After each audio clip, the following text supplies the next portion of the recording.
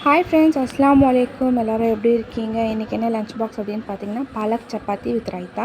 அதுக்கு வந்துட்டு பாலக் க்ளீன் பண்ணி தண்ணியில் வேக வச்சு வச்சுருக்கேன். ஒரு பீஸ் இஞ்சி, அப்புறம் வந்துட்டு 4 பச்சை மிளகா போட்டு அதை வந்து ஃபைன் பேஸ்ட்டாக வந்து அரைச்சிக்கலாம்.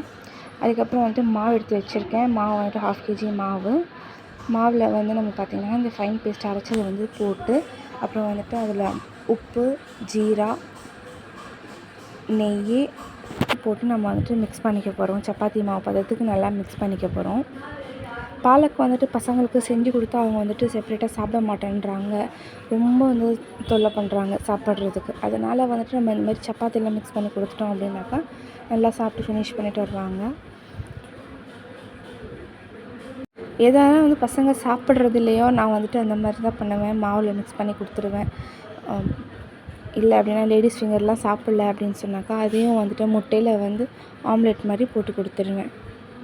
ஸோ வந்துட்டு கீ போட்டு பிசைஞ்சோம் அப்படின்னு சொன்னாக்கா மாவில் ரொம்ப சாஃப்டாக இருக்கும். மாவு வந்து பிசைஞ்சு நம்ம ஒன்றுமே இல்லை, ஈஸி தான் இது. ஒரு 1/2 hourலேயே வேலை முடிஞ்சிடும். மாவு பிசைஞ்சு திரட்டி சப்பாத்தி போட வேண்டியது தான்.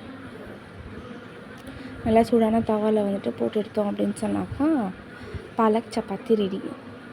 அதுக்கு சைட் டிஷ் பார்த்திங்க அப்படின்னு சொன்னாக்கா ராய்த்தா வச்சு கொடுக்கலாம் பசங்களுக்கு. ரொம்ப ஈஸி. ஒரே ஒரு 1/2 hourல முடிச்சிடலாம். நம்ம வந்து பாலக் வந்து க்ளீன் பண்ணுறது கூட ரொம்ப கஷ்டமே கிடையாது.